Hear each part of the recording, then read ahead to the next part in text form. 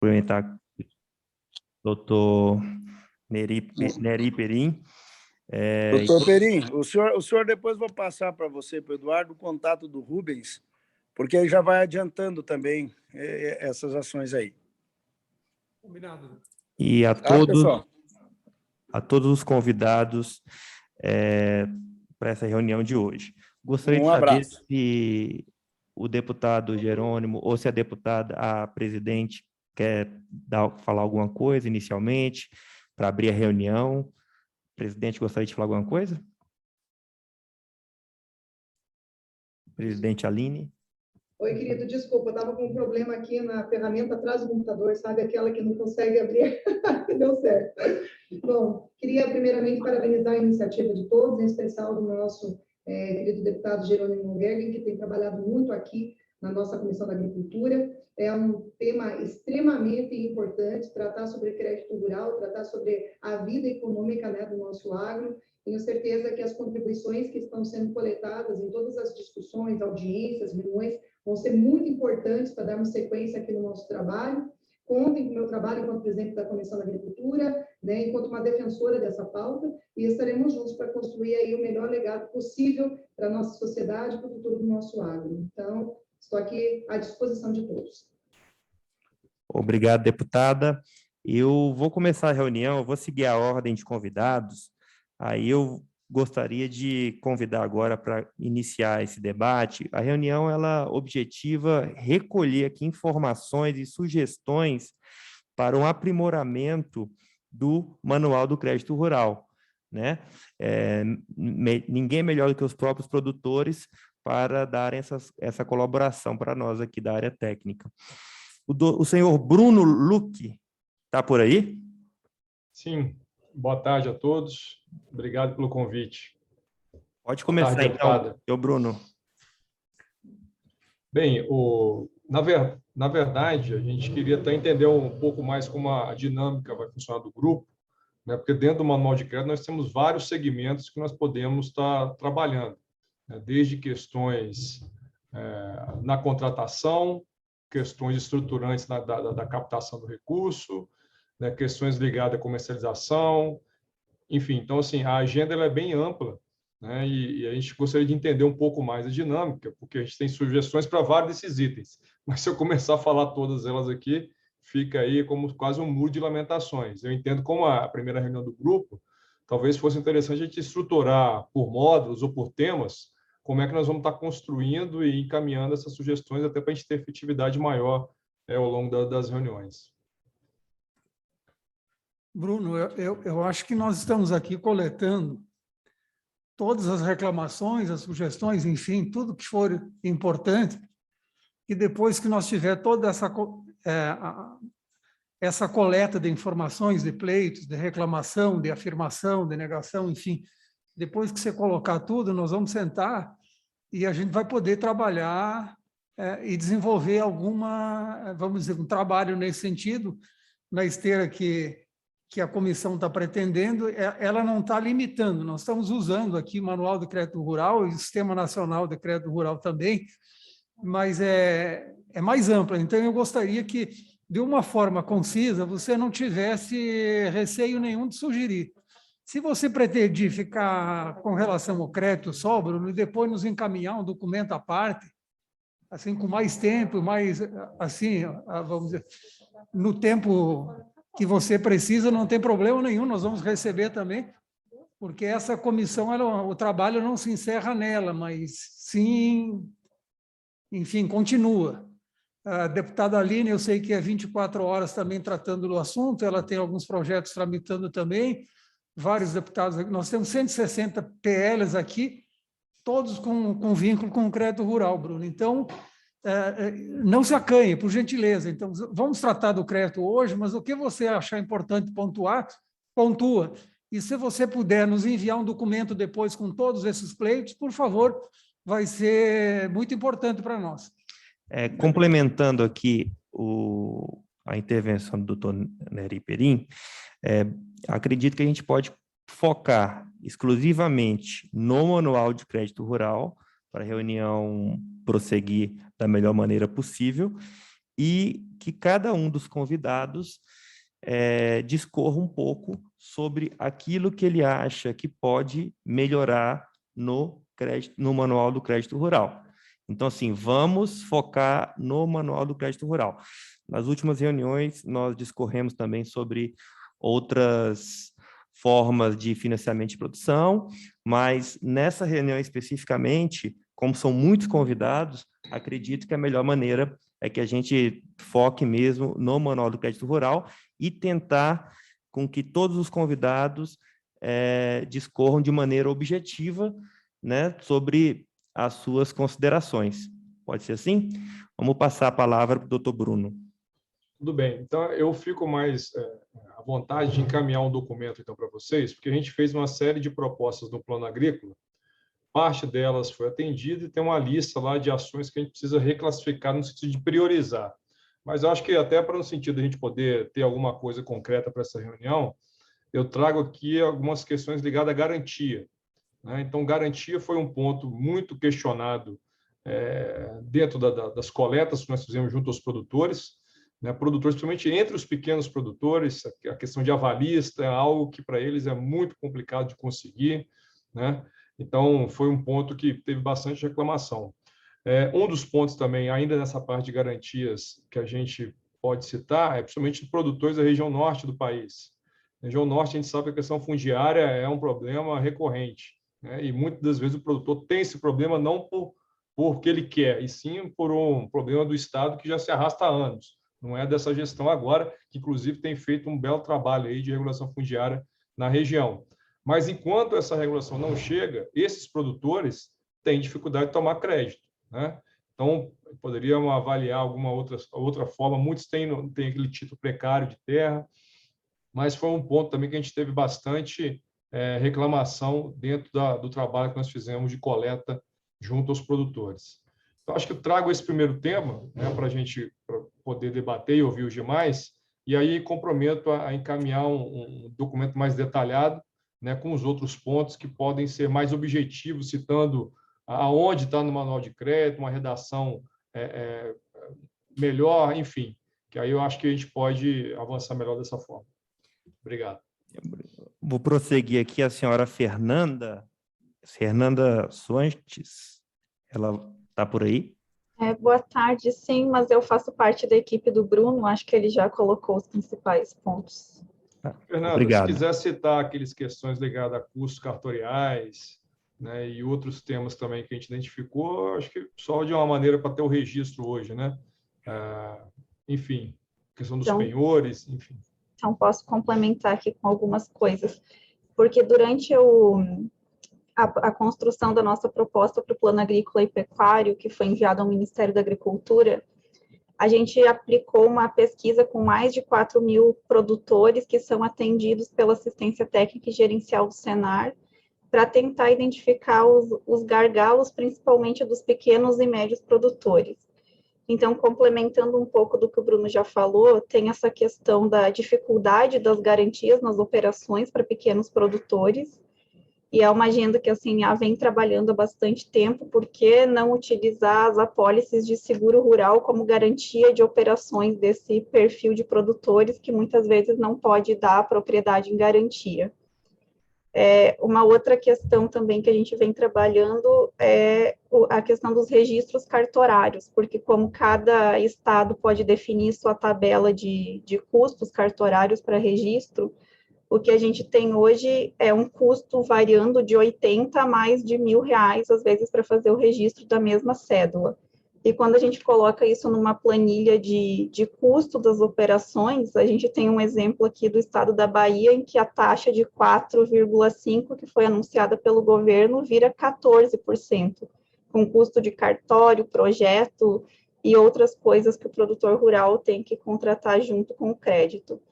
Então, a gente tem trabalhado bastante nessa agenda, inclusive o deputado José Mário, que também é diretor aqui da casa, tem um projeto de lei nesse sentido, para que se estabeleça um teto nacional do custo do registro de cédulas, e que a gente também possa ter uma central de registros das garantias que estão sendo concedidas para a gente reduzir esse custo intrínseco da busca das instituições financeiras do que está registrado em cartório.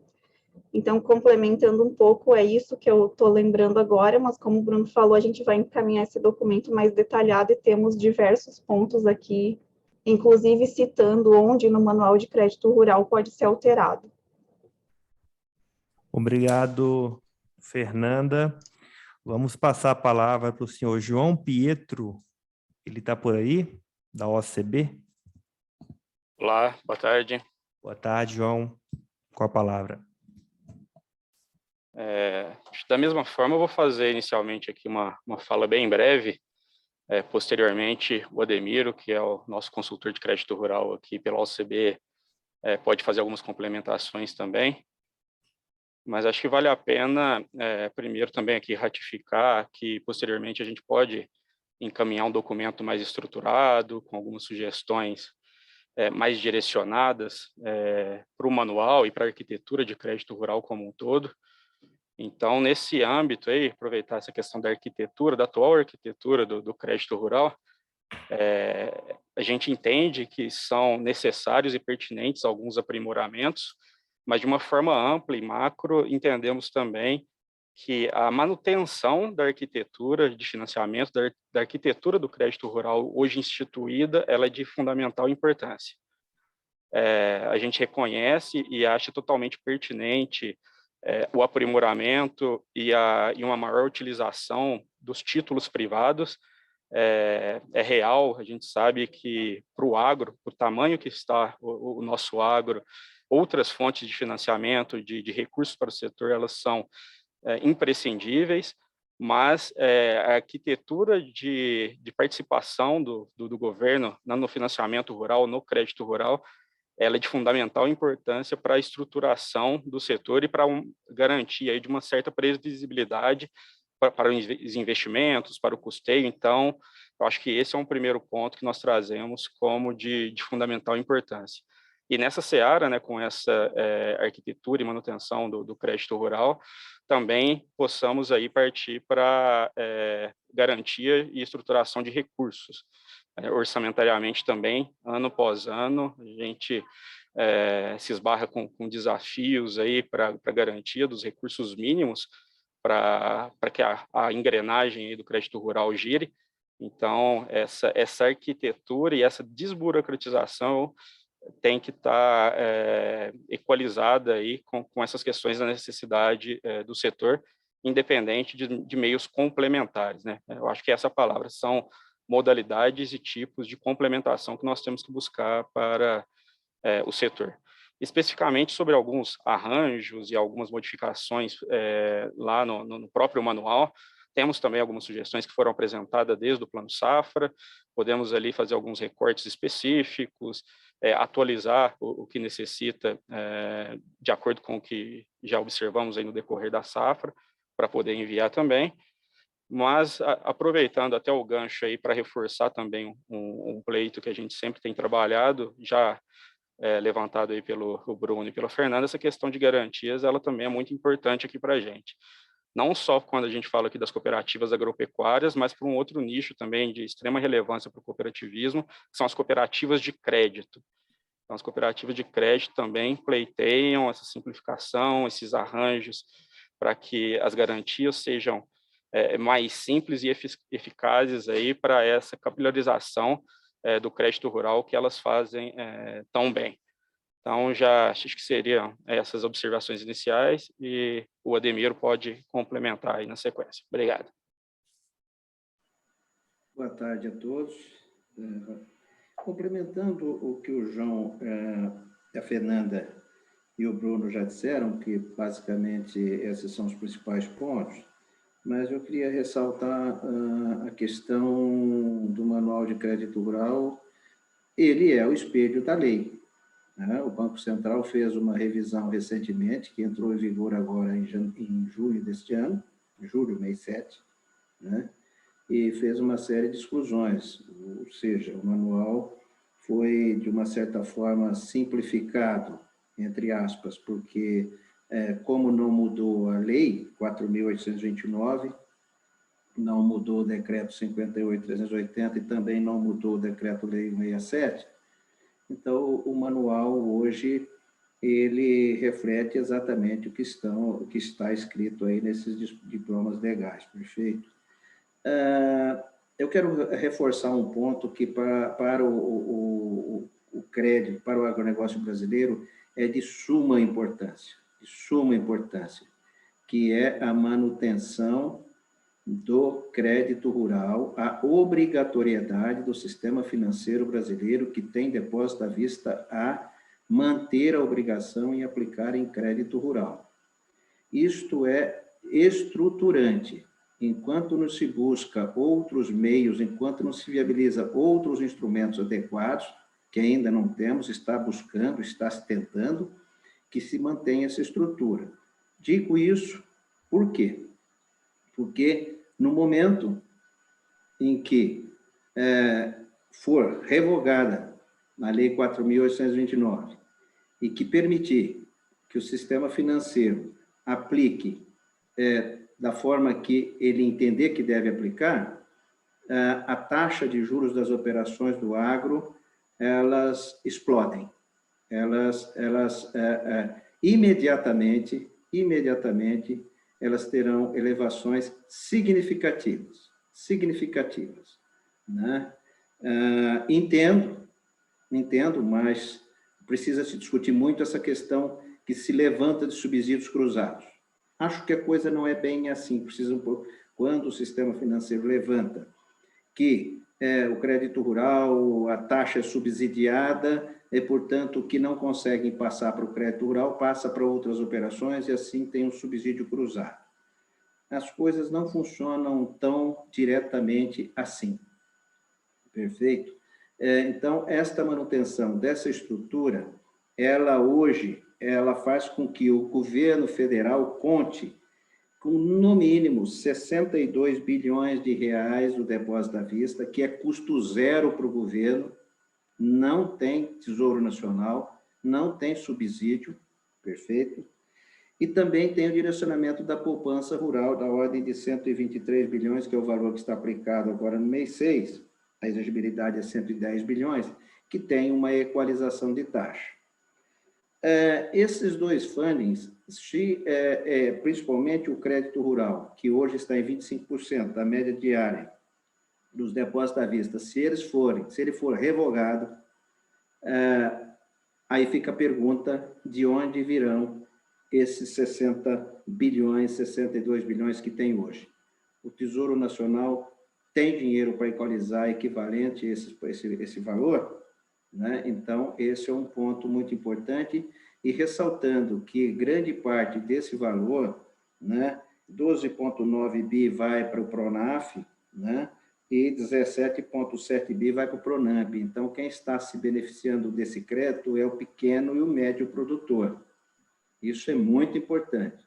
E no momento em que você acabar com a exigibilidade, a obrigatoriedade do crédito rural, e só não acabou até agora porque isso está em lei, e a ideia que a gente conhece de remover isso da lei, atribuir isso ao Conselho Monetário Nacional e ao Banco Central, agora independente, tá certo? A fixar se vai aplicar e quanto vai aplicar. Em acontecendo isso, é o fim do crédito rural e o governo tem que estar preparado para colocar dinheiro, mais subsídio na agricultura via equalização de taxa de juros. Isso é o que a gente está vislumbrando, né? Com relação a custo dos financiamentos, tá? Sim, podem ser significativamente reduzidos, tá certo? Numa revisão da legislação, como já disse o João Pietro, nós somos favoráveis, totalmente favoráveis, já temos propostas que encaminhamos o Plano Safra de aprimoramento da normatização, tá? Porque, afinal de contas, quem dá o crédito é o banco, então o banco é que tem a responsabilidade total de fazer a fiscalização, porque o risco é dele. Então, não precisa o Banco Central, por exemplo, estabelecer regras e fiscalizações para operações cujo o capital é do próprio banco. Eu acho que isso, basicamente, é o ponto essencial aqui dessa nossa primeira conversa, mas tem muita coisa a avançar. Custos cartorários, estamos 100% alinhados com a CNA, isso não tenha dúvida que os custos cartorários é um problema, tá certo? Eu acho que é isso. Por um primeiro momento, agradeço, muito obrigado, e a gente aí pode caminhar por escrito isso que a gente está dizendo. Vian, eu queria fazer um comentário na linha disso que você coloca, para deixar você, vamos dizer assim, tranquilo nessa questão que você levanta, tão importante, que nós entendemos também. Não é a ideia, até hoje não houve ninguém defendendo a mudança de arquitetura, notadamente no que falo das fontes de financiamento. Tá? Então, o que se quer efetivamente é nesse caminho que você aponta, que é diminuir os custos pré- e pós-contratuais, né? Você faz bem a referência da questão da fiscalização, que é uma coisa que pode ser feita por satélite, enfim, cada banco faz do jeito que puder, né? Sem estabelecer, e deixar, vamos dizer assim, a coisa mais tranquila, mais rápida, e mais segura também. Então, eu só queria fazer esse apontamento para te deixar sossegado com relação a isso e pedir para você a gentileza de nos encaminhar, junto com os demais, as suas sugestões, porque essa é a ideia, é diminuir esses custos, né? Tornar ele mais atual e, de jeito nenhum, nunca mudar o sistema de fontes, fazer ele ser ampliado, talvez, se a gente conseguir, mas não reduzir. Só para alicerçar o que eu acabei de dizer, eu disse porque já tomamos conhecimento de papers, ou seja, de documentos oficiais, que vai nessa linha, tá certo? Que é uma minuta, inclusive, de medida provisória, tá certo? E que nos foi apresentada, analisamos e ficamos, inclusive, colocando um fim no Sistema Nacional de Crédito Rural. Ok, mas a gente pode encaminhar sim, tá certo? E tem muito que avançar na desburocratização. Obrigado. Obrigado, Ademiro, João Prieto. O senhor Fabrício Rosa, da AproSoja, está por aí? Estou aqui sim, boa tarde a todos. Agradecer ao nosso deputado Jerônimo por essa oportunidade e também de dizer aqui, né, da nossa felicidade de falar depois desse timaço aí que falou, que a gente vê que está todo mundo muito alinhado, né, a defesa aí dos interesses não só dos produtores, mas que realmente o crédito rural sirva para os objetivos, princípios dele. Eu queria destacar aqui, rapidamente, agregando e ratificando aí aquilo que a CNA colocou, a LCD, que recentemente também foi alterado o Manual de Crédito Rural em relação à repactuação de dívidas, né? E ali foi, do nosso ponto de vista, houve uma certa relativização daquilo que estava já cristalizado ao longo dos últimos anos. Nós já encaminhamos, inclusive, um documento aí para a comissão, mas, basicamente, no texto original, era líquido e certo e devido à prorrogação de parcelas se o produtor tivesse frustrações de safra, né? E a alteração que foi trazida pela resolução do CMN 4905, ao Manual de Crédito Rural, hoje vigente, ela relativizou dizendo que a instituição financeira é autorizada, né, a fazer isso. Então, do nosso ponto de vista, deveria retornar o texto original de que é devida à prorrogação, inclusive sobre a justificativa de que hoje existem aí várias pleitos, o judiciário já entende que é líquido e certo esse direito de alongamento por parte dos produtores. Em relação a outra resolução também do Banco Central, gostaria de trazer até um alerta, né, resolução 140, recente, em que o Banco Central ele adentrou em questões de sustentabilidade. Nessa resolução, o Banco Central basicamente quer dizer quem pode e quem não pode receber crédito se houver algum indício de problema ambiental ou fundiário. Infelizmente, nós já tínhamos feito já esses aportes de sugestões, até com excelentes pareceres aí das entidades, um deles, inclusive, da CNA. O Banco Central coloca que, por exemplo, o produtor que tiver qualquer sobreposição da sua propriedade com unidade de conservação, ele automaticamente é excluído do financiamento de crédito rural, o que é um grande absurdo, até porque muitas vezes essa unidade de conservação é criada posteriormente à existência da propriedade privada, e o que deveria ser inviabilizado é o evidentemente, de você financiar a área que está sobreposta e não a propriedade inteira. Da mesma forma, quando trata de embargos, o Banco Central também colocou na resolução CMNE que, se a propriedade tiver qualquer área, mesmo que uma gleba pequena, 1 hectare, 10 hectares, embargados, a propriedade inteira também não pode mais ser financiada, né?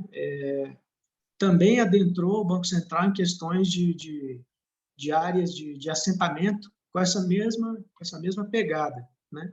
E o que acontece, né? A conclusão geral aqui dos técnicos é que esse direcionamento que o Banco Central está dando, ele não só traz só um prejuízo para o produtor rural, mas ele, em muitos casos aqui, se vislumbra, ele pode até ter um reflexo de regularização ambiental para esse produtor. Pode ter um prejuízo na hora de promover sua regularização ambiental e, inclusive, na questão de pagamento de multas. Então, são os pontos aí, a resolução 140 também do Banco Central recente, que traz muitas preocupações para nós.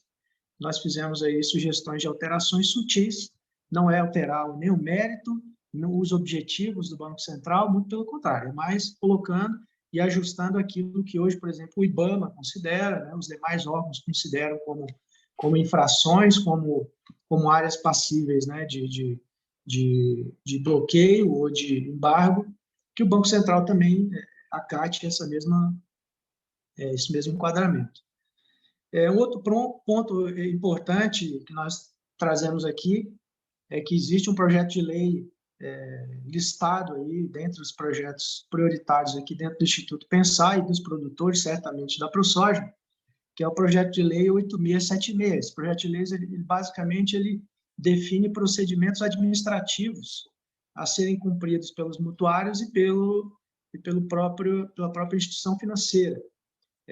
Nada de extraordinário, é muito mais dando prazo para que esse produtor apresente as informações, o banco tenha prazo para devolver, e no caso, por exemplo, do banco, né, por algum motivo dificultar essa negociação de prorrogação, arremete-se, então, todo isso já previsto em diplomas legais, né, de CPR, inclusive, a massa concursal ali, o objeto da renegociação passa a compor massa concursal. Então, esse produtor passa, depois daquele prazo ali, ele passa a poder, por exemplo, entrar no RJ, né? Se for um valor pequeno, aquele especial, se não, no RJ mesmo, algo que já está, inclusive, aprovado hoje. Adiantando aqui a questão do nosso último item, que nós enviamos, temos também a questão do contingenciamento ao seguro rural. Se nós estamos falando aqui de financiamento e de inclusive, questões relativas à prorrogação de dívidas, não queremos que chegue a isso. Mas, para que não chegue a isso, nós precisamos ter um programa de seguro rural ajustado e que realmente fomente, né, o seguro rural. Infelizmente, esse ano que nós vimos foi um corte naquilo que foi anunciado e, lamentavelmente, o contingenciamento é do cotidiano já da atividade, o produtor ficar esperando para ver se tem ou não recursos para subvenção, que prejudica, reduz o número de apólices, reduz as importâncias seguradas, com prejuízo para os produtores brasileiros. E aqui nós indicamos, né, embora existam outras iniciativas, outras matérias, mas existe o projeto de lei do próprio deputado Jerônimo Georgen, né, o 4720 de 2016, que ele não só revoga a exigência de que as obrigações financeiras decorrentes da subvenção ao Prêmio Seguro Rural sejam liquidadas no mesmo exercício do ano, como também transfere, né, os recursos, né, para o PSR para as operações oficiais de crédito rural, para que esse recurso não seja contingenciado, que é justamente a insegurança que se criou hoje com esse recurso está dentro do orçamento do Ministério da Agricultura. Por mais que os ministros da Agricultura todos trabalharam e conseguiram, de alguma forma, melhorar, ampliar esses recursos, mas o fato de estar dentro do orçamento do Ministério, ainda ficamos realmente uma insegurança muito grande. Esse recurso precisa ser transferido para as operações beneficiárias de crédito rural. A respeito do CPR, que foi o que nos foi trazido aqui, são duas sugestões aí. Primeiro, que o Banco Central ficou pendente na lei do agro, o Banco Central ficou pendente, primeiro, de regulamentar aquilo que seria... Só um instante.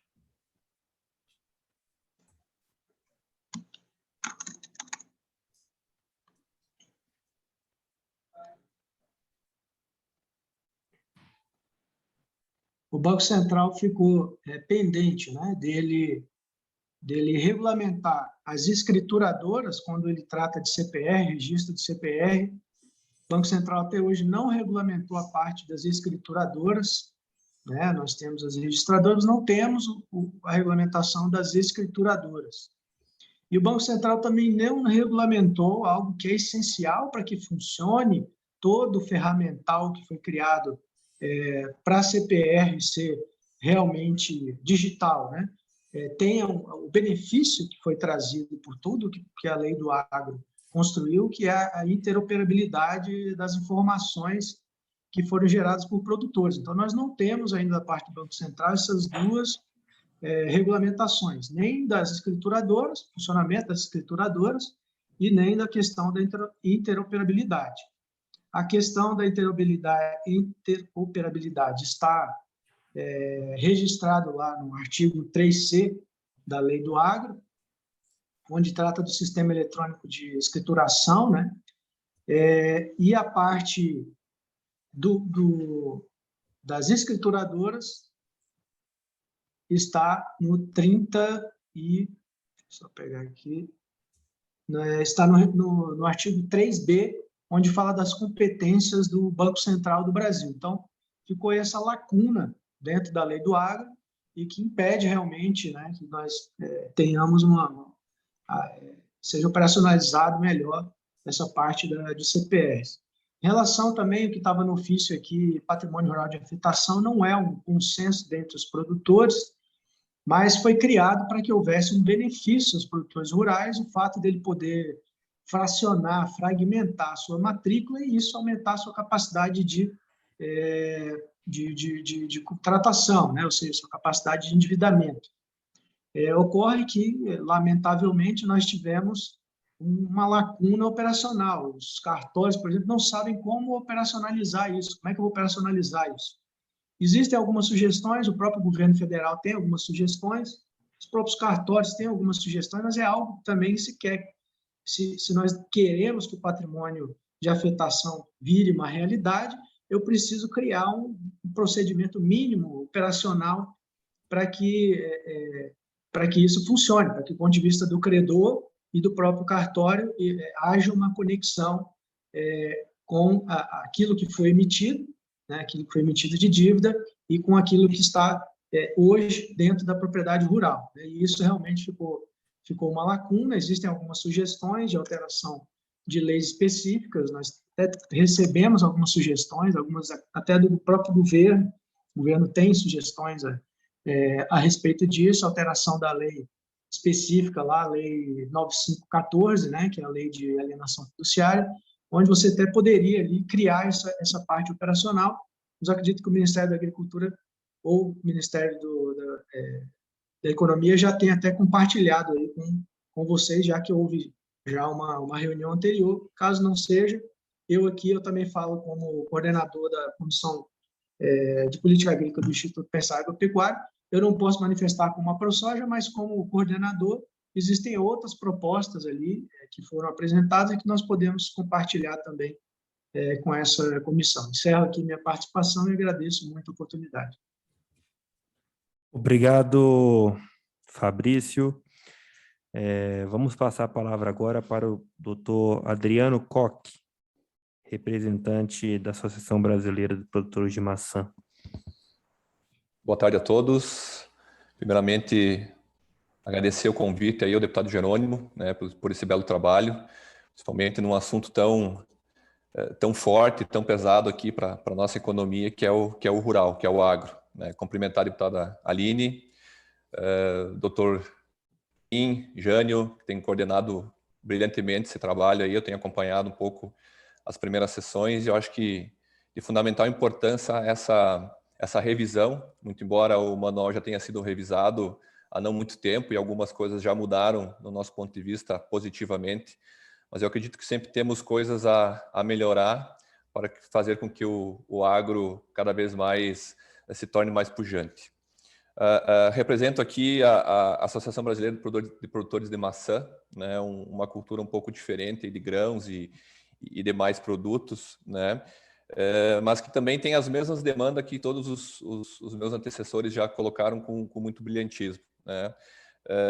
Reforçar aqui, Bruno, Fernanda, João, seu Ademir, o Fabrício falaram algumas coisas que também estão na nossa pauta, né, mas principalmente para começar a falar sobre a importância do crédito rural oficial, né? O seu Ademir, acho que colocou muito bem, né? Acho que nós temos um futuro, né, logo aí na frente em títulos do agronegócio, o CRA, a CDCA, a FIAGRO, que está iniciando agora, mas acho que nós temos um caminho a seguir ainda, né, enquanto crédito oficial.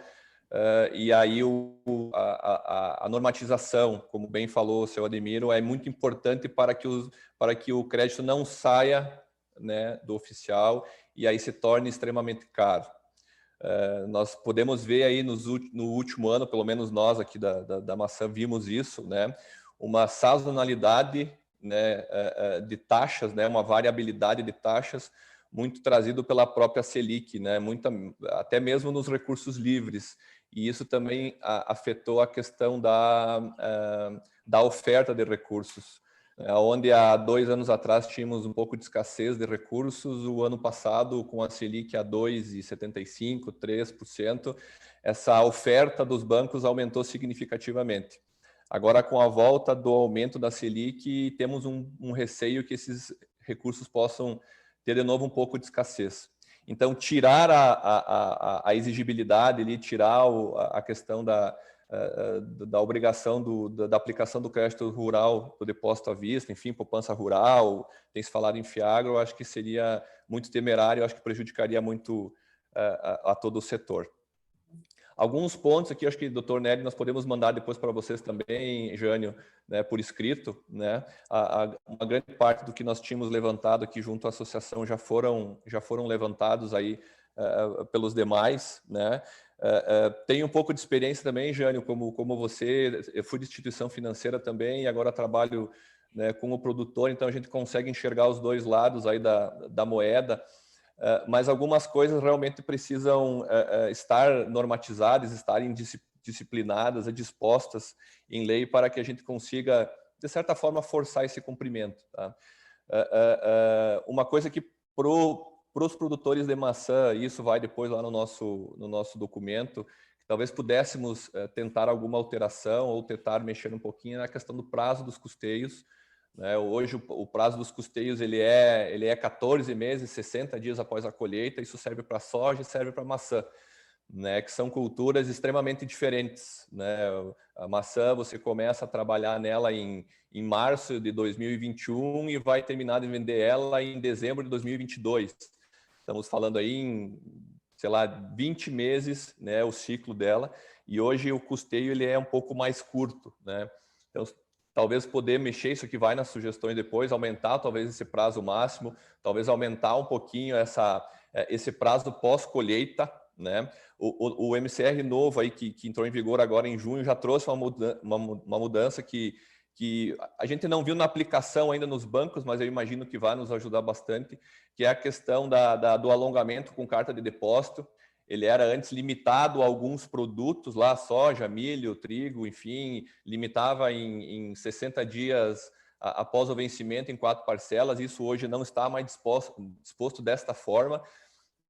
Nosso entendimento, a maçã se enquadraria nisso, a gente vai ver isso na prática, se realmente se enquadra, mas isso já nos ajudaria um pouco nessa questão do alongamento e uma melhor capacidade de pagamento, visto este prazo tão alongado que a maçã tem entre o início do seu custeio e a venda final, né? Normalmente a maçã tem um pico de venda no segundo semestre, né? E se nós pensarmos que os custeios normalmente vencem em julho, está bem no comecinho do segundo semestre, então você acaba tendo essa perda.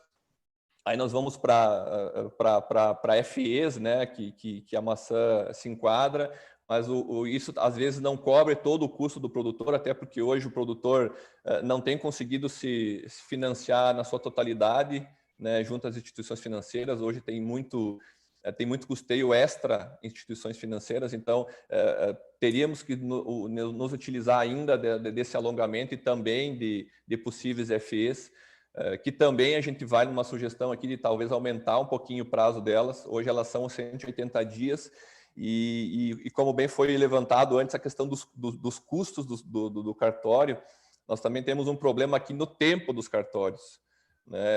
Tem se feito aqui FEs aqui para pré-comercialização, né, de maçã com 180 dias de prazo, que a operação fica 40, 45 dias no cartório.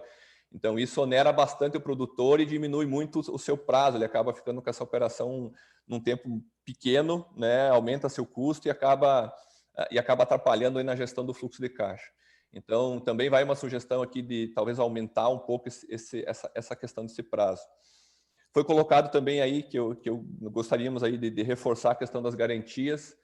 Sabemos aí que tem normatizações novas aí, o patrimônio rural de afetação, tem o próprio Fundo Garantidor Solidário, mas nos parece que isso ainda é um pouco novo, né? Ainda não saiu do papel, ainda não está na prática, né? O Fabrício colocou bem aí, os próprios cartórios estão um pouco atrapalhados quanto à questão de como operacionalizar isso, como é que isso chegaria na ponta, né? E isso acaba afetando o produtor em si, né? A garantia hoje é um instrumento essencial, né, para que o produtor consiga fazer o seu financiamento. Então, se nós conseguirmos ajustar isso aí, a questão de talvez o patrimônio de afetação, talvez o fundo garantidor, já tiveram outras conversas, outros bate-papos sobre a questão de trabalhar essa questão de ter garantias diferenciadas para o produtor poder acessar o crédito ou mesmo poder fazer as suas renegociações, que é o meu próprio tema aqui, e colocar essas garantias para que não afete na sua captação futura. Por último, mas não mais importante, aqui também foi colocado aí pelo Fabrício a questão dos alongamentos das dívidas, né?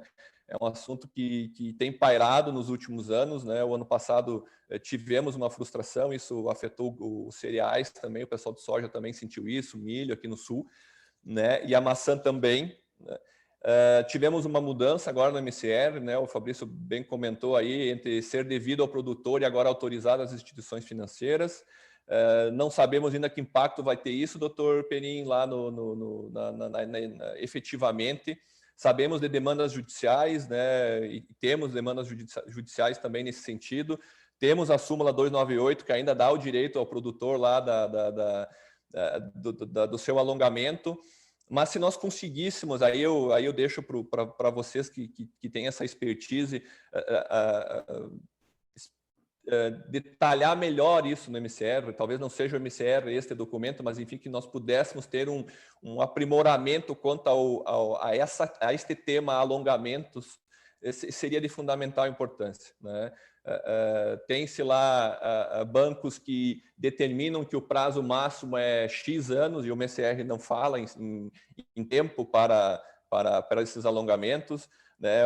Ficou claro ali, para mim está claro no MCR que a capacidade de pagamento é que vai determinar o prazo para esses alongamentos, mas isso entre estar no MCR e chegar na ponta tem uma lacuna, né? Então, se nós conseguíssemos de alguma forma estreitar este vão, né, para conseguir talvez melhorar essa situação dos alongamentos junto às instituições financeiras, seria muito importante.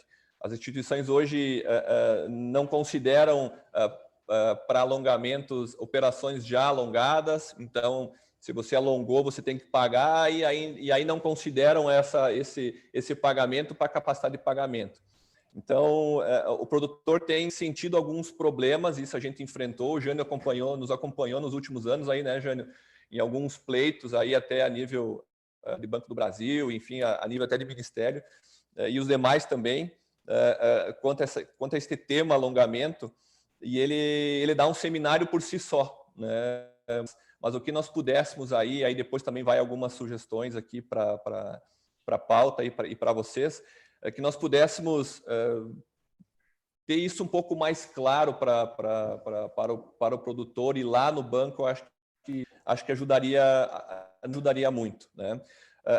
Por último, e talvez isso não seja questão de manual, mas eu acho que é importante trazer, e talvez aqui até depois orientar qual seja o melhor caminho. A maçã sofre rotineiramente uma disparidade, uma desigualdade muito grande no VBC, né, no valor básico, né, para o custeio, né? Com bancos, hoje um valor básico para o custeio da maçã é R$60 mil por hectare. Tem bancos financiando 20, 25, né? Nós até fizemos alguns movimentos com alguns deles, trazendo questão de Embrapa ou algumas outras entidades. Alguns bancos falam que a base precisa ser o Conab, mas o valor lá no Conab está desatualizado, fala em 20 e poucos mil, sendo que o custeio é em torno de 50. Então, ter também, não sei se é no MCR mesmo que isso vai, ou é alguma norma em paralelo, mas que nós pudéssemos também ter algum subsídio melhor, a gente pudesse unificar ou pelo menos equalizar um pouco essa diferença dos valores que são remetidos aos produtores. Em resumo, né, eu acredito que é isso. Depois a gente manda por completo aqui as sugestões aí para vocês aí, Dr. Nery, Jânio e demais, né? E agradecer novamente aqui a oportunidade. Acho que é uma honra muito grande poder participar, para quem trabalhou com crédito rural e trabalha com crédito rural há muito tempo, poder estar conversando, opinando, né, e sendo ouvido quanto à mudança do Manual do Crédito Rural, me parece de extremo orgulho e prazer. Então, agradeço mais uma vez o convite e estamos à disposição. Obrigado, Adriano. Eu gostaria só de ressaltar que a nossa secretária aqui da comissão, ela colocou no chat o e-mail da comissão, e eu gostaria de pedir que os senhores encaminhem para esse e-mail todas essas sugestões, né? O que tiver anotado, o e-mail está aí no site, os senhores vão poder encaminhar, né? E nós aqui da comissão externa vamos analisar esses dados, apresentar também para o deputado Jerônimo, para a presidente, a deputada Aline, e o e-mail está aí. Eu gostaria só de lembrá-los para encaminhar, tá, as sugestões para esse e-mail. Vamos prosseguir e passar, não sei se o senhor Marcelo Lopes está aí, ou a senhora Ana Paula Sense, da Associação Brasileira de Criadores de Suínos. Está por aí, Ana Paula? Estou sim, boa tarde, tudo bem? Boa tarde, pode estar com a palavra. Boa tarde.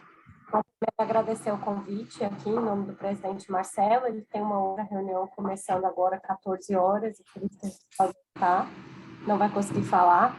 Mas para registrar aqui, a BCS agradece o convite e já vem, né, há algum tempo trabalhando em parceria, principalmente com a CNA, sugerindo algumas mudanças para atender melhor a suinocultura no Manual de Crédito Rural, mas especificamente o nosso trabalho vem aí com algumas adequações de linhas, né, de crédito que tem aí por fundamento o Manual de Crédito Rural. Eu já encaminhei no e-mail que colocaram aqui no chat o material técnico da BCS, e as nossas principais demandas, além do que foi falado aqui de custos de cartório e etc., defendido pelas outras entidades, seria realmente a inserção de maneira permanente na adequação das linhas que existem hoje, Inovagro e custeio de produtores, de retenção de matrizes suínas. Então, essa é uma demanda da ABCS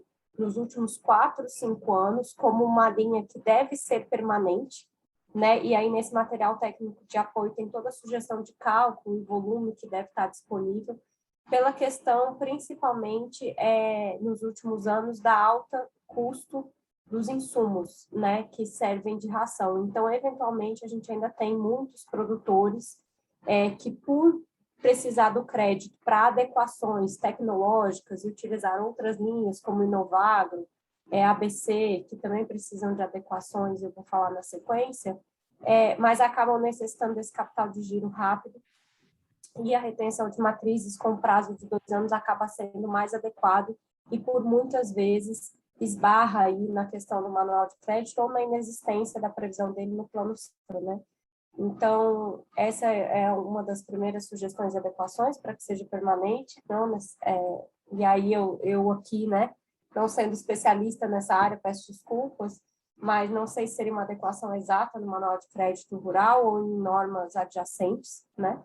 E em relação às linhas de inovação tecnológica, a suinocultura vem com normas recentes aí do Ministério da Agricultura em relação ao bem-estar animal, e a gente sabe que está aí para sair a instrução normativa que vai pedir maior controle nas fábricas de ração para o uso de antibióticos, precisar de adequações tecnológicas em fábricas de ração e na própria estrutura da granja, né, com mais espaço para matrizes, para os leitões e porcas de inseminação.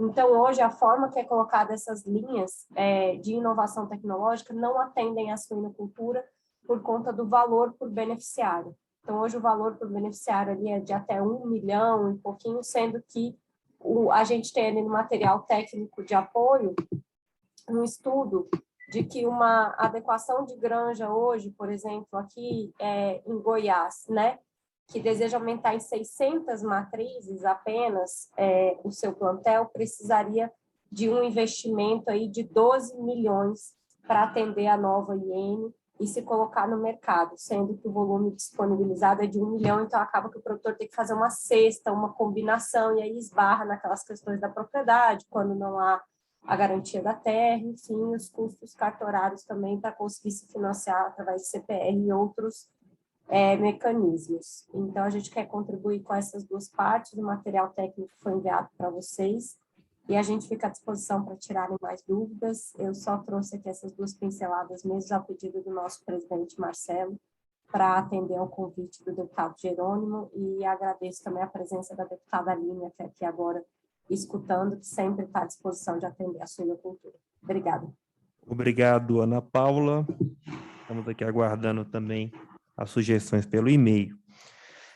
Vamos passar a palavra agora para o senhor Flávio Andréu, presidente da Associação de Cerealistas do Brasil, a SEBRA. Bom, boa tarde a todos. Obrigado, deputado Jerônimo, obrigado, deputada Aline, pela possibilidade da palavra. Também convido o Roberto, nosso executivo, a completar os pontos que eu vou colocar aqui.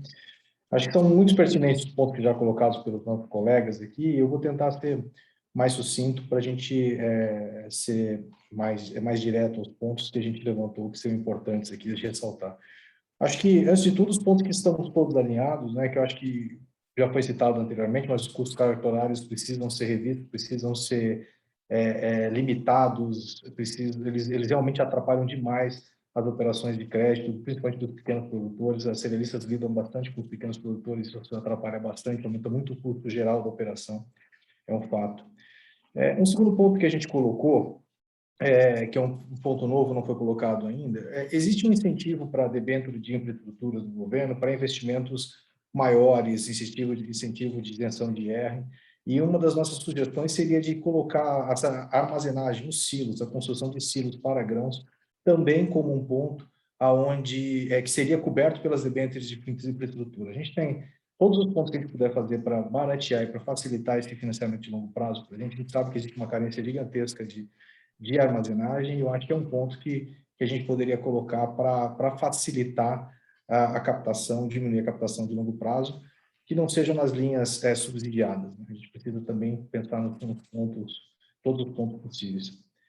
Bom, do ponto de vista das cerealistas especificamente, existem 2 pontos muito importantes. Acho que essa questão da debênture também, a debênture hoje é limitada para as empresas SA, e seria interessante ver também como é que poderia ser feito para as limitadas, porque muitas empresas hoje não são SAs, e seria importante que elas também tivessem cobertas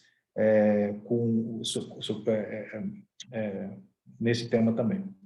Bom, encontrei isso na internet.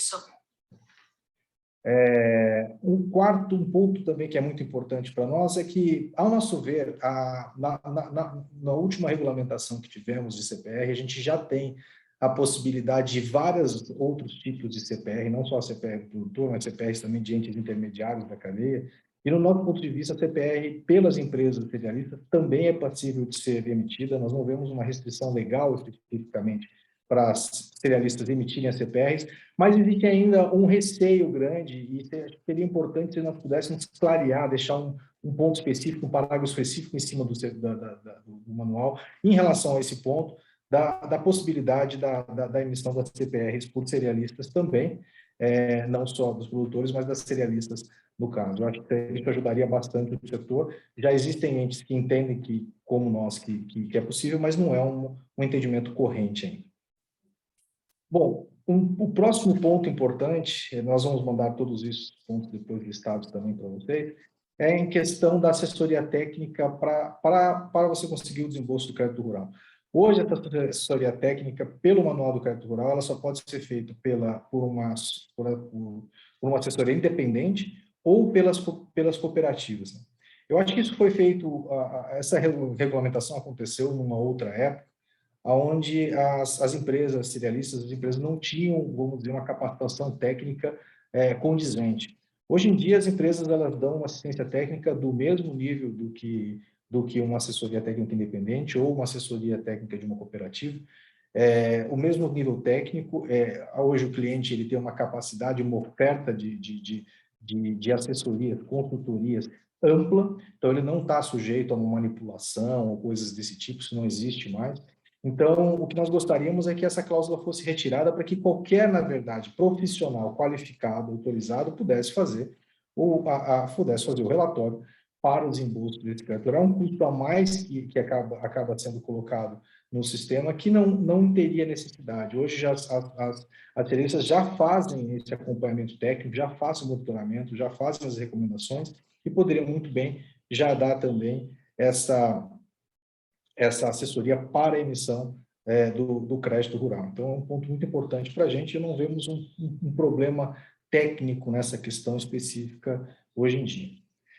E o último ponto, para ser mais bem sucinto, é um ponto que é controverso, mas é um ponto que eu gostaria de colocar para que fosse pensado pelos senhores, que existe sim, e vai existir cada vez mais uma restrição de recursos, né? Acho que a gente teve uma possibilidade maior de recursos com a queda da Selic, agora com o aumento da Selic, a tendência é que a gente tenha mais restrições e mais demanda efetiva pelo crédito oficial. E a gente aqui traz para o debate a questão do melhor direcionamento desse dinheiro. A gente tem uma necessidade muito grande de pronafianos, muito grande de Pronamp, que, ao nosso ver, deveriam ser os produtores mais assegurados para que esse fluxo chegasse até a ponta. E nós vemos que existem instituições muito grandes, com faturamento acima de 10 bilhões de reais, que muitas vezes captam muitos desses recursos e continuam com um excedente grande em caixa, e que, no final das contas, muitas vezes o produtor acaba não conseguindo ter esse acesso final. Então, aqui, a questão que a gente traz para o debate, que a gente traz para a discussão, é se não poderia haver um direcionamento maior ou uma limitação também por CNPJs, para que a gente pudesse ter uma questão de um acesso mais, vamos dizer, mais democratizado desse recurso na ponta para o produtor rural. Então, a gente vê ainda, muitas vezes, produtores que acabam ficando sem recursos e a gente fica questionando se foi o melhor uso mesmo dos recursos para o crédito rural, num contexto mais global. Do ponto de vista meu, esses eram os pontos colocados. Roberto, você tem mais algo para completar? Flávio, acho que é isso mesmo. Acho que os pontos principais são esses, né? Chamando a atenção a questão da assistência técnica, os agrônomos ou técnicos das empresas cerealistas é um ponto muito importante em função que nós cada vez mais estamos evoluindo para ser correspondente bancário, para poder melhorar o ambiente de contratação diretamente ao produtor rural.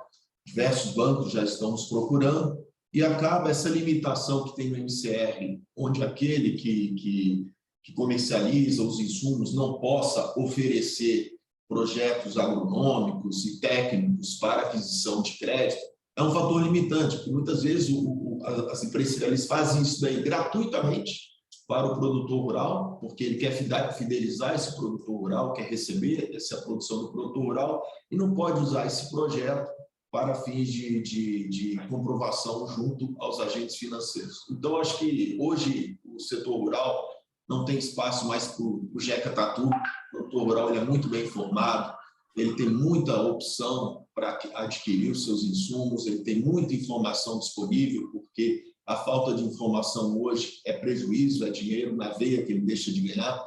Então, acho que não há espaço para fazer um mau uso dos instrumentos de assistência técnica para o produtor rural. Muito pelo contrário. O produtor rural ele sabe o que quer e as empresas cerealistas estão ali para ajudar a receber, inclusive, a troca, porque faz bater, a receber esse produto que ele precisa que o produtor utilize o que há de melhor dentro do mercado de insumos. Então, acho que é um ponto muito importante, porque isso vai baratear, inclusive, a captação do recurso por parte do produtor rural, e não há nenhum, no nosso ponto de vista, nenhum embaraço para que isso seja corrigido no âmbito do crédito rural. Obrigado, Flávio e Roberto. Gostaria de saber se alguém tem mais alguma colocação que queira fazer. Percebeu aqui que a questão dos registros cartorários, ela foi bem frequente nas explanações, também a questão da garantia, né, do avalista, e diversas outras sugestões, ótimas sugestões dadas pelos representantes do setor. Gostaria de reiterar aqui para que os senhores encaminhem os e-mails com essas sugestões para o e-mail que está aí no chat. A nossa assessoria aqui da secretaria já colocou no chat o e-mail da comissão externa e eu gostaria de solicitar que os senhores encaminhem. Eu vou fazer, se alguém tiver alguma coisa para falar, se não, eu vou encerrar a reunião, agradecer mais uma vez a presença de todos, agradecer ao deputado Jerônimo, à deputada Aline, ao Neri, à Kátia, que assessorou aqui a comissão, e a todos os convidados. Eu gostaria de falar só um minuto, Eduardo. Pode falar. Boa tarde a todos. Em nome da comissão, meu nome pessoal é do Dr. Neri, eu quero agradecer aí as contribuições feitas. Nós estamos bastante alinhados aí o nosso pensamento. Isso nos deixa muito satisfeitos de saber que o que nós estamos pensando está alinhado com o que o setor produtivo pensa, porque uma coisa é construir uma solução de gabinete dissociada do que está acontecendo no mundo real. Então, quero manifestar meu agradecimento a vocês pelas sugestões e também isso reforça bastante o trabalho que a gente vem fazendo. Tá bem? Era somente isso. Uma boa tarde a todos. Então, vamos encerrar a reunião agora. Obrigado. Boa tarde a todos. Estamos aguardando aqui os documentos por e-mail. Obrigado.